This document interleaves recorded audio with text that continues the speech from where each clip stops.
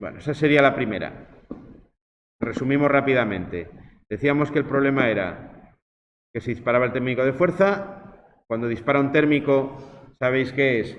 Porque el rotor está trabado, porque el motor está a dos fases, porque le hago arranques y paradas repetidos o arranques demasiado lentos, ¿no? Son las cuatro cosas de las que me protege el térmico. En este caso, arranque demasiado lento no va a ser, porque este motor lleva tiempo funcionando y siempre arranca rápidamente. Las bombas no tienen una lentitud especial en el arranque. El motor este de dos fases lo puedo descartar, porque no se ha intervenido en la instalación, entonces si la instalación estaba funcionando perfectamente, pues no es previsible, ¿no? Puede ser que a lo mejor se haya soltado un cable, pero no es lo más probable, ¿vale? Aquí lo más probable sería pensar en lo que decíamos del atasco. El marcha y paro repetidos o arranques repetidos en una instalación de bombeo de este tipo tampoco suele ser, porque él te arranca y cuando sube el nivel luego tarda, tienes que tener un consumo, vamos, un consumo muy rápido en el depósito para que te vuelva a arrancar de manera rápida. Entonces nos quedaría el atasco como cuestión más probable, ¿vale? Si queréis a lo mejor y si quiero descartar que no se haya soltado un cable, antes de desarmar la bomba haría la comprobación que vimos ayer, timbraría la parte de fuerza en este caso solamente, puesto que el mando funciona, es decir, miraría continuidad para ver que las tres fases están perfectamente en el cuadro y podría hacer también una comprobación, si queréis, en la bornera del motor hacia atrás, para ver que llegan. Yo, por ejemplo, cojo, imaginaos que tenéis una línea larga, ¿no? Lo que hacemos es, suelto los cables, uno los dos cables y mido en el otro extremo, ¿no? Si mido los dos extremos y en el otro están unidos, yo ya sé que esos dos cables tienen continuidad. Lo podría hacer también con los tres, ¿vale? Uno los tres y sé casi que el cable tiene continuidad, ¿no? Es lo que hacemos para poder medir con el polímetro cuando tengo un cable largo que no puedo poner en los extremos. Hacemos es soltar, los uno y entonces mido el recorrido completo del cable. Bueno, podríamos hacer esa comprobación si no queremos llegar a desarmar. Y iríamos luego al final, que sería más probable, pues a desarmar la bomba, limpiarla y demás. En este tipo de instalaciones hay una labor de mantenimiento que se suele hacer periódicamente, que es la limpieza. Las bombas, de vez en cuando, pues, bueno, depende también de cómo es la instalación, ¿eh? Si es unas bombas que absorben un depósito donde no hay suciedad, pues no hay mayor problema. Pero si estoy en el caso de un pozo, digamos que está acabado en el terreno y demás, que va a haber lodo seguro, pues convendría hacer un mantenimiento. Suele ser más conveniente pues poner algún tipo de sensor que no deje que cuando el agua del pozo baja a un determinado nivel, se desconecta la bomba para no absorber lodos precisamente. Es decir, te garantiza que la bomba siempre está absorbiendo agua limpia. Bueno, esa sería la primera.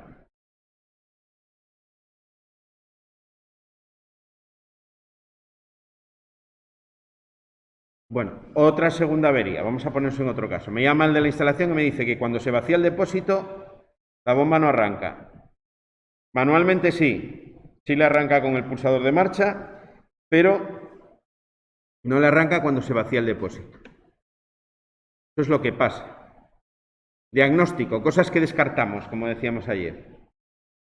Descarto un fallo en el circuito de fuerza. ¿Por qué? Pues porque me está diciendo que cuando le doy de manera manual, arranca y funciona perfectamente.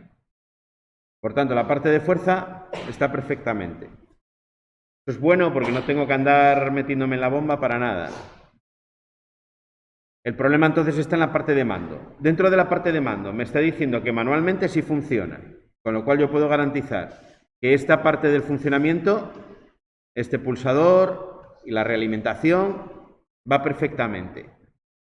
También el paro por el depósito, porque si funciona perfectamente es que cuando se llena se para solo. El problema lo tengo, en este caso, ya el propio problema me dice que lo tengo concretado básicamente aquí. Lo que no me funciona es este de aquí. ¿Vale? El diagnóstico entonces sería posible avería en el sensor de boya. Nuevamente estamos en una instalación que está funcionando y de repente deja de funcionar. Entonces, no es como cuando hacemos aquí una instalación, que puede ser que lo haya cableado mal. Esto estaba cableado bien, pero ha dejado de funcionar.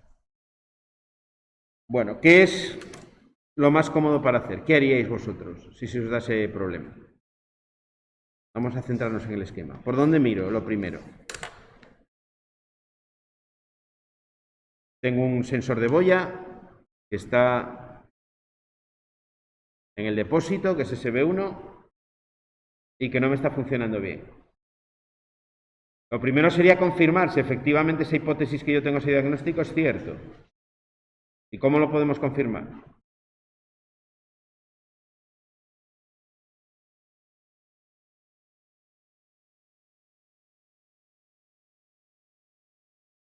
De manera cómoda, sin liarnos mucho. ¿Cómo puedo tener yo la seguridad que el fallo es ese? Antes de hacer nada más. Con un puente, ¿no? Entre las bornas 8 y 9. Fijaros que la marcha lo que hace es que cuando el depósito se queda sin agua, este contacto se pone en reposo y me da a dar paso de corriente por aquí. Entonces yo lo que puedo hacer es eso mismo en las bornas del cuadro, ¿no? Yo si uno mediante un puente, la borna 8 con la borna 9, si yo hago esto con un cable, estoy sustituyendo la señal de la boya. Y además lo hago en el cuadro, abro el cuadro, donde está el bornero, miro cuáles son las bornas 8 y 9, cojo un cable pelado por los dos lados y las pongo en contacto. Si la bomba arranca, he confirmado que efectivamente el que no está funcionando bien es este de aquí, porque no está dando la señal. ¿Vale? Una vez hecho eso, que sería la primera intervención, es asegurarme de que el diagnóstico que he hecho es cierto. ¿Por qué lo quiero confirmar? Pues antes de meterme en el depósito a sacar la boya que está en el fondo y tal y cual, pues vamos a asegurarnos antes de nada. Sería lo lógico. Puede a lo mejor que se haya enredado el cable, los cables vienen con unos pesos, no sé si visteis la boya de ahí, para que se mantenga en la parte de abajo, sobre todo la de abajo, pero puede haberse enredado, ¿no? Porque el agua a veces no se está quieta, depende de cómo sea el depósito, si es abierto y hay viento, el agua se puede mover. Y puede que el cable se haya enredado, a veces es algo tan sencillo como que está enredado y la boya se queda siempre para arriba, porque se enredó con lo que sea.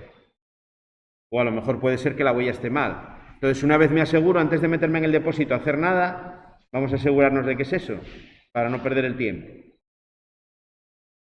Como ya tendría la seguridad haciéndose puente de que lo que está estropeado es el B1, entonces me iría al depósito, sacaría la boya de la parte de abajo, miraría a ver si es que está enredada o lo que sea, y si es que está estropeada, bueno, la sacaría, mediría continuidad, la comprobaría manualmente, y si es que está estropeada, pues la sustituyo por otra. Y está, sería tan sencillo como eso, instalación reparada. Vale. No sé si se entiende un poco la idea. Veis que siempre sigo el mismo patrón, ¿no? ¿Qué pasa? Analizar el problema, realizo un diagnóstico, hago la intervención y finalmente la solución. ¿Vale? La intervención es lo que veíamos ayer. Mido la tensión en la entrada, todos esos pasos, ¿no? Eso es la intervención. Pero el proceso general sería este. Y siempre de lo más sencillo a lo más complicado. Las averías suelen venir de una en una. Las averías suelen ser averías sencillas normalmente. No nos pongamos, quiero decir, sencillas. Suele suceder lo probable. Lo improbable no suele suceder. Hay veces que lo improbable va a suceder, porque que algo sea improbable no quiere decir que sea imposible. Pero primero vamos de lo más probable a lo menos probable siempre. ¿Vale? Es como el hecho de tener dos averías juntas. Tener dos averías juntas, si una instalación está bien mantenida, es prácticamente imposible. Si es posible en una instalación que no tiene ningún tipo de mantenimiento, tener dos averías juntas sí es posible. Pero bueno, depende también de las averías. Si hay una avería que no te deja funcionar ya la primera, no te deja funcionar nada en la instalación, pues no vas a tener dos, ¿no? Normalmente las averías vienen de una en una. Lo cual está bien porque si tienes dos o tres, el proceso es mucho más difícil. Bueno, otra avería. No funciona la seta de parada. O eso me dice el propietario de la instalación. La seta de parada no funciona. Bueno, está también muy sencilla. Seta de parada que no funciona. Le doy y la instalación no se para. Diagnóstico.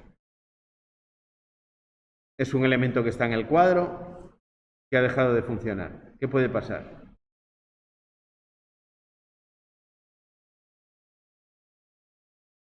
¿Y cómo lo puedo comprobar que efectivamente esa seta está mal?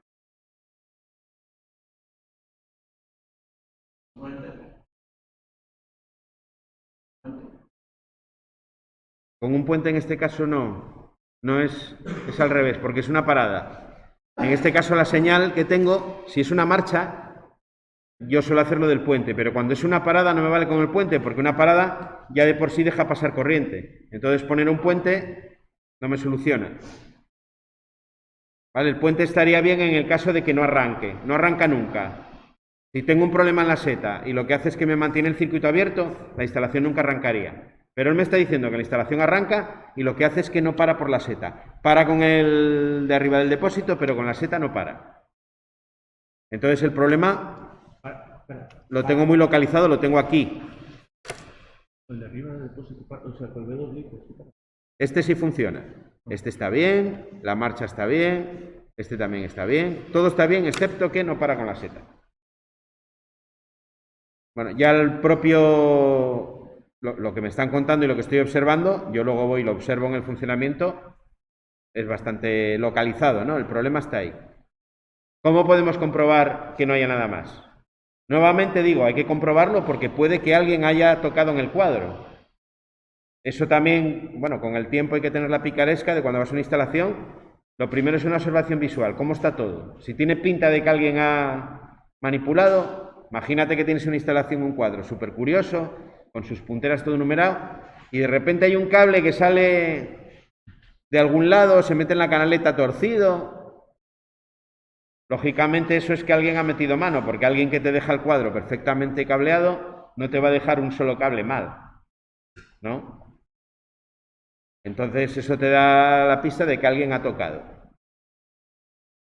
Eso lo he podido ver yo en ese cuadro ahí, por ejemplo, de las bombas. Un día en las bombas de la calefacción con una avería, y no sé con quién fui, si fue uno de vosotros o con unos de segundo o de grado superior.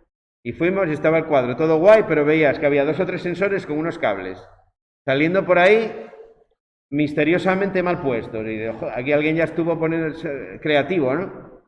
Esto te complica porque si alguien ha intervenido ya, la instalación ya no es lo que se supone que es. Tienes que interpretar cómo es la instalación y encima interpretar el manitas que ha tocado ahí, qué ha hecho y cómo lo ha tocado. Por eso os digo, siempre una observación de la pinta que tiene el cuadro para ver si alguien ha tocado con anterioridad. Suponiendo que nadie haya tocado, estamos ahí con el final de carrera y ¿cómo puedo yo comprobar que efectivamente está estropeado? Es lo contrario a hacer un puente, en este caso. ¿Qué hacemos que es lo contrario de hacer un puente? Soltar el circuito, ¿no? Lo que hago es, bien la borna 1, bien la borna 2, en el bornero, lo que hago es soltar el cable que va hacia la seta que está en la tapa del cuadro. Tenéis el bornero, la parte de abajo. Tengo aquí la borna 1, la borna 2, y yo sé que estos 2 cables que salen de aquí van a la seta. Pues suelto cualquiera de los 2. Con la bomba funcionando, suelto uno de esos cables y se tendría que parar. Si la avería es ese final de carrera, se va a parar. Si no se para, imaginaos que suelto el cable y así todo sigue funcionando, entonces el que alguien ha manipulado el circuito y está puenteado por otro lado. Entonces ya tendría que localizar dónde está el puente. ¿Vale? Si suelto los 2 y toco y me sigue dando continuidad en el 1 y en el 2, es que alguien ha hecho algún tipo de conexión. O bien, por ejemplo, que puede ser que yo tenga suciedad aquí. Si tengo esto, imaginaos una instalación de bombeo, que esté en un sitio donde hay humedad y hay verdín ahí y hay humedad, puede que esas 2 bornas estén en contacto eléctrico a través de la superficie. La mierda y la humedad que tienen encima me está haciendo que es como si estuviese cerrado siempre el circuito. Eso también lo voy a observar. ¿Vale? Sería otra posibilidad que según cómo sea la instalación podría darse. Una pregunta, aparte de que hay que desconectar y todo eso para cambiar o limpiarlo. ¿Ellos qué suelen limpiar y aprovechar o cambiar todo cuando hay que hacer algo de mantenimiento? No, se limpia, se limpia. Cambiar cambia solo si algo está muy deteriorado. Tú si no observas, por ejemplo, una instalación de ese tipo, observas que no hay óxido ni hay ningún tipo de desperfecto, no cambias. Limpiarías y pista. Sí. A veces en el taladro mismo llevas una de estas, como las que se utilizan en los esmeriles, pero que es como un cepillo que gira, lo pones en la punta del taladro y con eso limpias lo que sea. Hay otros que son como una brocha que pones también en el taladro, que también te sirven para limpiar. Como una brocha así circular, grande, y te sirve para limpiar. Con eso limpias lo que sea. Sin dañar tampoco, porque es plástico, no puedes utilizar algo que sea muy abrasivo. Si es una instalación donde tienes aire comprimido, el aire comprimido, igual que hacen en mecánica, siempre en esas máquinas suele haber una pistola de aire comprimido para limpiar la viruta y limpiar ese tipo de cosas. Pero podría ser otra explicación para ese mal funcionamiento de la seta, que hay algún tipo de contacto. Es decir, alguien ha tocado el circuito y ha punteado, tengo suciedad que me está poniendo en contacto dos bornas, o lo que sería más probable, pues simplemente los contactos de la seta se han estropeado, ha quedado pegado, y entonces tengo que sustituir la seta por otra. ¿Vale? Con la humedad, si se ha oxidado un poquito los contactos, que son de latón, se pueden quedar pegados y aunque yo dé a la seta, el contacto no se abre y por eso siempre está pasando corriente. ¿Vale? Sería la causa más probable, pero las otras dos podrían estar ahí también. ¿Vale? Por eso la limpieza en las labores programadas, que es lo que nos queda por ver, la limpieza es una de las labores principales de ese centro de instalación, de manera anual o de manera bianual, o si hay mucha suciedad, de manera mensual, tienes programado en el mantenimiento limpieza de cuadros. Normalmente se hace una limpieza, se hace una revisión también con una cámara térmica, hoy en día que han bajado mucho de precio, miras el cuadro con una cámara térmica y te permite detectar si hay puntos calientes en las conexiones, ¿no? Conexiones que estén flojas, cuando una conexión está floja, la superficie de contacto para el paso de la corriente se reduce y se produce un calentamiento. Conexiones flojas son muy peligrosas, ¿no? Lo primero que hay que asegurarse en una instalación es que todas las conexiones están muy bien apretadas, porque me va a evitar ese tipo de problema. Entonces, con una cámara térmica, en los cuadros, se la pasas y enseguida detectas, te permite detectar si tienes una fase, por ejemplo, en la alimentación que esté muy sobrecargada, pues a lo mejor tienes que equilibrar, hacer alguna modificación y equilibrar los circuitos, no sé, cosas de ese tipo. Y luego siempre lo que os decía, una limpieza del cuadro. Eso a nivel industrial se hace bastante, para evitar este tipo de cosas que os comentaba aquí. Tener en cuenta que suciedad y humedad en muchas instalaciones están presentes, ¿eh? Son los dos factores que para la electricidad no son nada buenos. Bueno, ya tenemos 3. Otra posible avería, una cuarta avería. La luz P2 siempre está encendida. La luz P2 siempre está encendida. Bueno, ¿qué es la luz P2? Lo primero que tendría que ver. Lo que pasa es que siempre está encendida. Diagnóstico. Esta luz es la luz de parada, ¿no? Yo arranco la instalación, la bomba funciona, me funciona manual, me funciona en automático, funcionan las otras lámparas, pero esa siempre está encendida, siempre que el cuadro está en tensión. ¿Qué es lo que puede pasar para que esa luz siempre esté encendida? Pero todo funciona, ¿no? Todo lo demás funciona, salvo que esa luz siempre está encendida.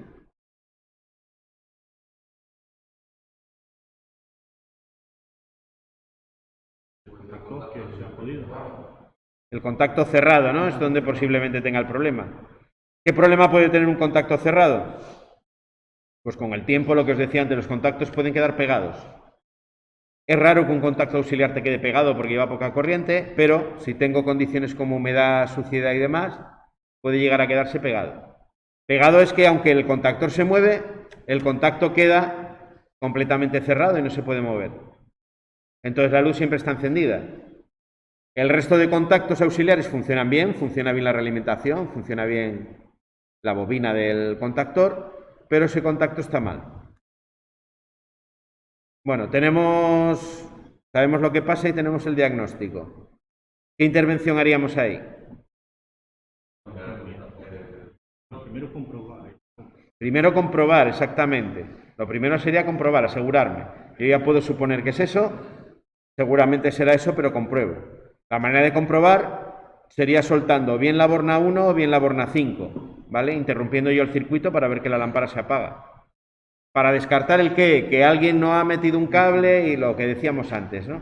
Que alguien no ha hecho alguna trastada en la instalación. Una vez suelto la borna 1 o la borna 5, la rama del K1M, o soltar simplemente el 2.2 del K1M, eso ya depende de lo que sea más cómodo. Normalmente es más fácil soltar en bornas que metido por dentro del cuadro.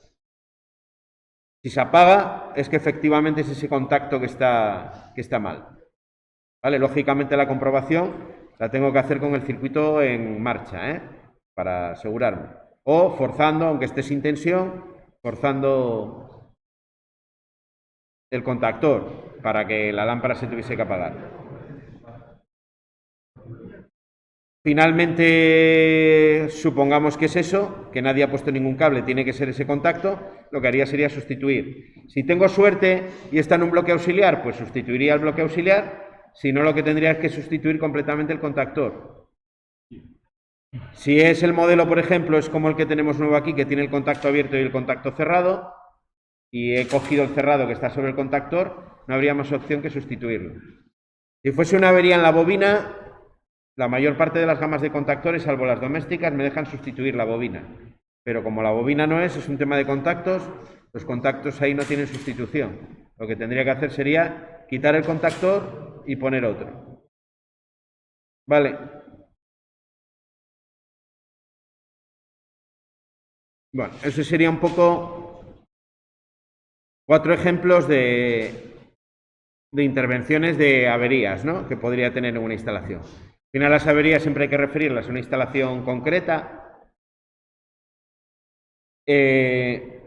No todo puede pasar en una instalación, hay cosas que es más probable que pasen, cosas que son menos probables. Siempre tengo que tener presente la intervención humana en el proceso, que alguien haya modificado la instalación. Tengo que asegurarme que efectivamente todo está como debería y a partir de ahí, pues en función de lo que pasa, intentar hacer un diagnóstico. En la intervención sigo ese proceso que vimos ayer, miro siempre la tensión de alimentación, que está correcto, entre línea y neutro.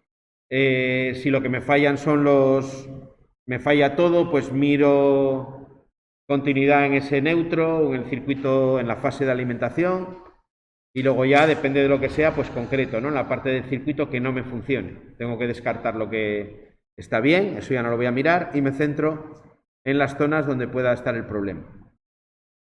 Aquí, por ejemplo, en este de la luz, si todo funciona salvo la luz, pues me voy a fijar solamente en esta rama del circuito, el resto ya me olvido de ello porque funciona bien. Vale. Intentar seguir siempre ese proceso de manera ordenada. Ya cuando nos pasa aquí, cuando estamos montando, hay que intentar seguirlo de esa manera.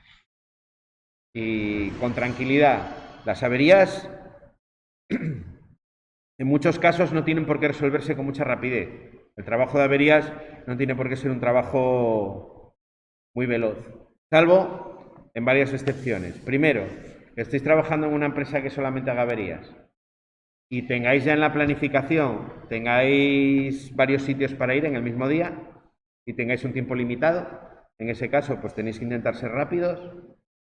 Si estáis en industria, si estáis en una parte del proceso que no puede parar, ahí sí que vais a tener que ir contra reloj. ¿Vale? Lo que pasa es que en ese tipo de procesos normalmente lo que se pone es circuitos de mando redundantes. Es decir, un autómata, si está controlado por un autómata, vas a tener 2 autómatas. Y si uno se estropea, entra otro directamente. ¿Vale? Incluso con sensores duplicados, ¿eh? Con lo cual tú podrías tener la instalación continuamente funcionando. Por ejemplo, una instalación que lo tiene y que lo he visto y además funciona muy bien. El funicular de Bulnes tiene un autómata que está completamente, y los autómatas y los sensores están completamente duplicados. De tal manera que incluso con el aparato en marcha hay cualquier tipo de avería, cambiaría para el otro y vamos, el usuario notaría que se para, pero enseguida volvería a arrancar. Sin ningún tipo de problema, sin comprometer en ningún momento la seguridad, manteniendo esa instalación, como es un funicular que está dentro de un túnel, que tiene que estar iluminado y demás, la gente se puede asustar, lógicamente hay que prever esa situación.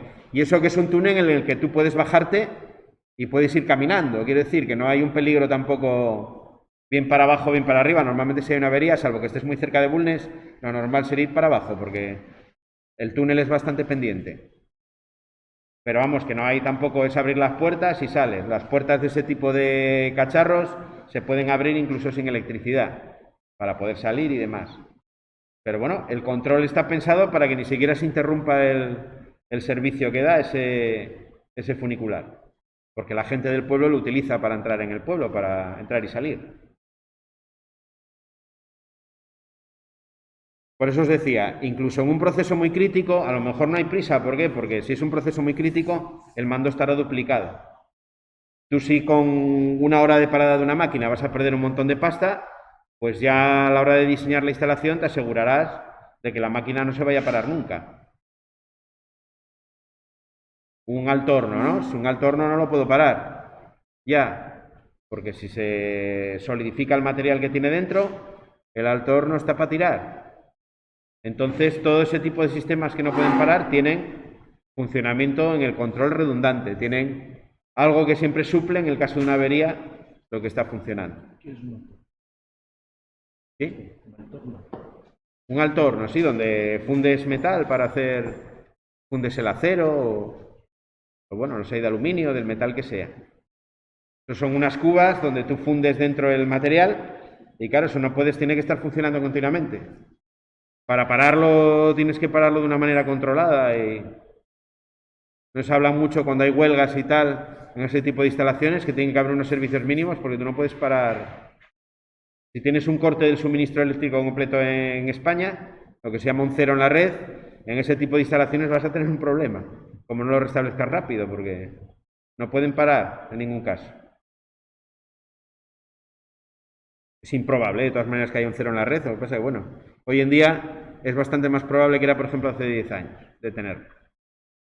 Pero bueno, esperemos que no se dé el caso. Os estaba diciendo que la prisa entonces no siempre vale más ser metódico, ordenado, y es la manera en la que vais a encontrar la avería y solucionarla lo más rápido posible.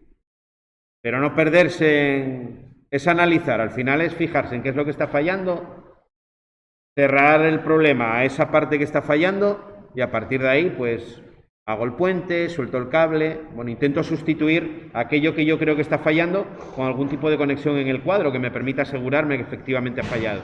Y a partir de ahí ya pues sustituyo lo que haya que hacer.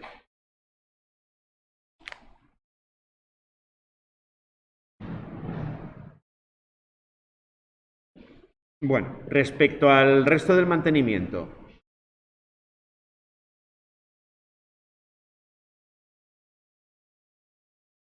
vamos a ver identificación de problemas en motores. ¿Vale? Os había, bueno, antes de eso, de llegar ahí. ¿Qué se hace en un trabajo de mantenimiento? Habíamos visto ya que teníamos mantenimiento preventivo, mantenimiento correctivo, el mantenimiento predictivo y el mantenimiento total, ¿no?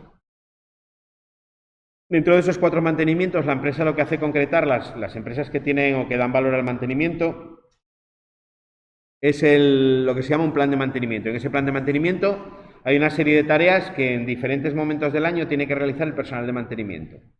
Va a haber unas tareas de ese plan que va a realizar el personal de operación, el operador de máquina, el que simplemente está alimentando la máquina o encendiendo, apagando.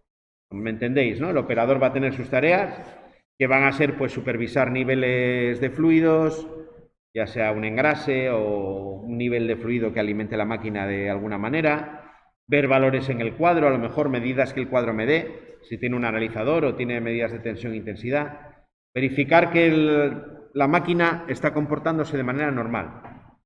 Va a estar pendiente de los ruidos que hace la máquina, si se puede, porque a veces en una industria hay muchos ruidos y es imposible darse cuenta, vibraciones que puedan aparecer, calentamientos que él note, a lo mejor cuando toca alguna parte de la máquina. Todo eso es del operario. Pero luego para el personal de mantenimiento va a haber una serie de tareas. Dentro de esas tareas normalmente se van a dividir en lo que se llaman gamas.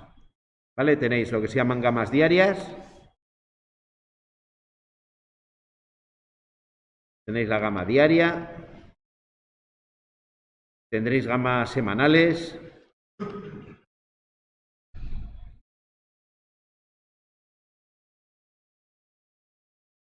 Tenéis gamas mensuales. otras que a lo mejor se van a hacer al año, ¿no? Que serán anuales.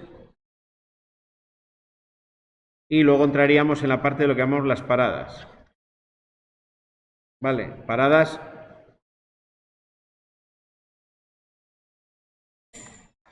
Parece que se escribe así, overhauling.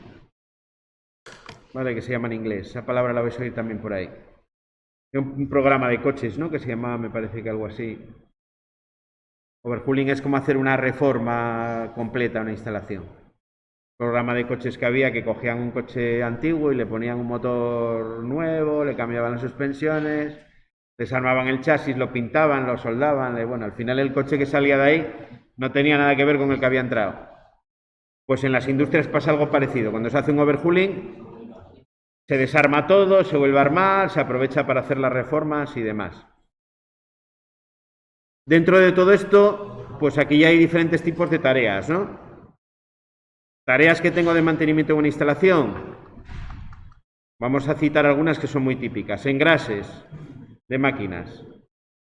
Ajustes. Medidas.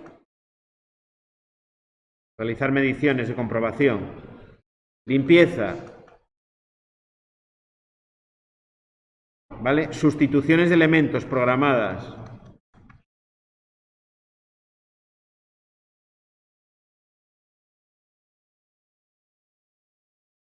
Y algunas más que iremos citando. Todo eso lo que se hace es repartirlo aquí, ¿no? Pues los engrases a lo mejor los podemos hacer mensualmente en el tipo de máquina que estamos haciendo. Las medidas las vamos a hacer de manera diaria, por ejemplo, ¿vale? La limpieza la vamos a hacer también mensual. Los ajustes los vamos a hacer, por ejemplo, semanalmente, ¿vale? Vas cogiendo esas tareas, se dividen en esas gamas, eso es lo que hacen, pues si es una empresa grande, los jefes de mantenimiento. Cuando es una empresa muy grande suele haber un jefe de mantenimiento eléctrico, jefe de mantenimiento mecánico. A veces se divide también por instalaciones. Si tienes, no sé, una instalación, por ejemplo, como la papelera de Navia, que dentro tiene varias instalaciones, pues hay un responsable de mantenimiento a lo mejor de la zona de generación eléctrica, otro personal de mantenimiento de la zona de producción, de papel. Se va dividiendo por las diferentes partes que tiene la instalación. O puede ser por tipo de instalación, ¿no? Eléctrico, electrónico, mecánico. Y ese personal lo que va dividiendo es todas las tareas que tienen el listado de cosas que hay que hacer, lo dividen en esas gamas. Eso se traduce en unos listados, que es lo que el personal de mantenimiento tiene que ir haciendo de manera más rutinaria. Normalmente va a compaginar eso con las averías que puedan suceder. ¿Vale? Lo normal es tener algún tipo de mantenimiento preventivo, predictivo y además el mantenimiento correctivo, ¿no? Que siempre es la reparación de averías. Si la empresa está muy bien mantenida, la tendencia es que las averías se reduzcan, es lo que se busca con el mantenimiento, las averías cero sería el objetivo. Y el personal de mantenimiento se dedicaría principalmente a estas gamas, a tareas de mantenimiento periódicas. En la realidad, ¿qué pasa? Pues que al final siempre hay averías, ¿no? Hay otra tarea importante que es el registro de todo esto. En un sistema de mantenimiento, las averías se tienen que registrar, porque si no se registran, yo no voy a tener capacidad de analizarlas para detectar, por ejemplo, partes de la instalación que fallan de manera repetida. Si yo detecto, por ejemplo, que una parte de la instalación, en ese registro que hago de averías, siempre falla bajo unas determinadas circunstancias, pues puedo llegar a la conclusión de que tengo que modificar la instalación o sustituir ese equipo por otro equipo y demás. Cuando hay un sistema de producción, se suele aplicar ese principio que dice, ¿no?, que una cadena siempre rompe por el eslabón más débil, ¿no? Si yo tengo varios procesos que van encadenados y siempre hay averías, normalmente suelen estar causadas por un elemento de esa cadena que falla y siempre suele ser el mismo. Pues a lo mejor me obliga a sustituir parte de la instalación por un equipo nuevo y demás. Bueno, dentro de todo esto, a su vez, hay varias fuentes que me pueden indicar cuáles son las tareas que yo puedo emplear, ¿no? Y para saber qué tareas tengo que realizar, pues me puedo basar, por ejemplo, en instrucciones de los fabricantes,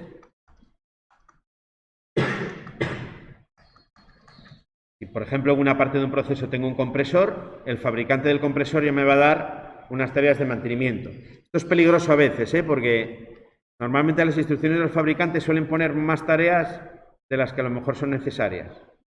Como el mantenimiento de un coche en el concesionario, ¿no? En el fabricante. Siempre va a intentar meterte más tareas a lo mejor de las que serían imprescindibles. ¿Para qué? Para que gastes, ¿no? Y para cobrarte el... Pues los fabricantes tienden a lo mismo. Tienden a que realices más tareas de mantenimiento de a lo mejor de las que serían necesarias. Pero bueno, analizándolas se pueden sacar muchas cosas para hacer de aquí. Luego tendríamos tablas genéricas, ¿no? Por equipos. Tablas por equipos. Genéricas. Por ejemplo, si tengo un motor, yo sé que en un motor de corriente continua, pues tengo que cambiar escobillas cada X tiempo. Pues yo ya sé que voy a tener sustitución, ¿no? En ese motor. Sustitución en este caso de escobillas. Si es un motor de corriente alterna, pues prácticamente va a ser limpieza lo único que tengo que hacer. Y a lo mejor si hago una parada, pues a lo mejor tengo que desarmar y cambiar cojinetes o verificar si hay vibraciones o lo que sea. ¿Vale? Esto también es otra fuente de información. Y la tercera sería la experiencia del personal. Experiencia del personal de mantenimiento. ¿Vale? Normalmente en una instalación siempre fallan las mismas cosas. Si hay personal de mantenimiento que en esa instalación ya tiene cierta experiencia, con ese tipo de instalaciones o con esa instalación concreta, esto nos va a dar mucha información de cosas que se pueden hacer ahí en el mantenimiento. Bueno, ahora es cuando tenéis que marchar, ¿no? Vamos a dejar la exposición aquí. Vamos a ver qué dispone Ricardo.